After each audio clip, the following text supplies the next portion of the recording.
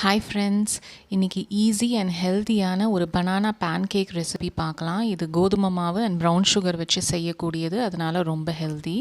ஒரு மிக்ஸி ஜாரில் நீங்கள் நல்லா பழுத்த வாழைப்பழம் 2, ப்ரௌன் சுகர், அதுக்கப்புறம் முட்டை, வெண்ணிலா எசன்ஸ், சிட்டிகை உப்பு இதை போட்டு நல்லா அரைச்சிக்கோங்க.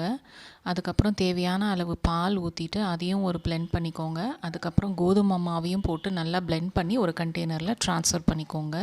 நான் அதனுடைய மெஷர்மெண்ட்ஸ் எல்லாம் டிஸ்கிரிப்ஷனில் கொடுக்குறேன், நீங்கள் செக் பண்ணிக்கோங்க. இப்போ கன்சிஸ்டன்சி பார்த்திங்கன்னா இந்த மாதிரி தான் இருக்கணும். ஃப்ளோவி கன்சிஸ்டன்சியில் இருக்கணும் அண்ட் ஸ்மூத்தாக இருக்கணும்.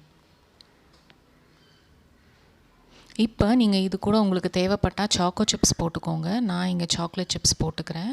போட்டு நல்லா மிக்ஸ் பண்ணி விட்டுக்கோங்க. நம்ம எப்போ ஊற்றுறோமோ அதுக்கு முன்னாடி நீங்கள் baking soda and baking powder போட்டுக்கணும். இப்போ அதையும் போட்டு நல்லா மிக்ஸ் பண்ணி விட்டுக்கோங்க. மீன்வைல் அங்கே பேன் நான் சூடு பண்ணியிருக்கேன். கன்சிஸ்டன்சி நீங்கள் பார்த்தீங்கன்னா இந்த மாதிரி இருக்கணும். இப்போ அந்த பேனில் பட்டர் அப்ளை பண்ணிக்கிறேன்.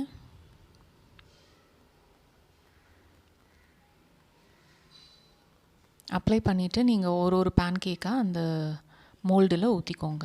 இந்த பேன் பார்த்திங்கன்னா என்னோடய கேஸ்ட் அயர்ன் பேன். இது அமேசானில் தான் வாங்கினேன். லிங்க் இருந்தால் டிஸ்கிரிப்ஷனில் வைக்கிறேன், தேவைப்படுறவங்க செக் பண்ணிக்கோங்க. பேன் கேக்ஸ்லேயே இது தான் இருக்கிறதுலையே தி ஹெல்த்தியஸ்ட் பேன் கேக்குன்னு நான் சொல்லுவேன்.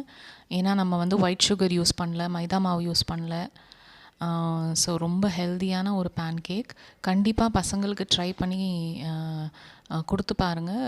ரொம்பவே டேஸ்டியாக இருக்கும். அண்ட் இது ஸ்நாக் பாக்ஸ்க்கும் நீங்கள் வச்சு கொடுத்து அனுப்பலாம். ஒரு மார்னிங் பிரேக்ஃபாஸ்ட்டுக்கும் நம்ம இதை செஞ்சு கொடுக்கலாம். டக்குன்னு செஞ்சிடலாம். ரொம்ப ஈஸியான ரெசிபி. இப்போ நான் திருப்பி போட்டுக்கிறேன். இது ப்ரௌன் சுகர் யூஸ் பண்ணியிருக்கனால கொஞ்சம் உங்களுக்கு ஷேடு டார்க்காக தான் வரும். ஸோ பார்த்து நீங்கள் ரொம்ப கருக விடாமல் அதை திருப்பி போட்டு எடுத்துக்கணும். இப்போ குக் ஆகிடுச்சு. இப்போ பிளேட்டில் ட்ரான்ஸ்ஃபர் பண்ணிக்கலாம்.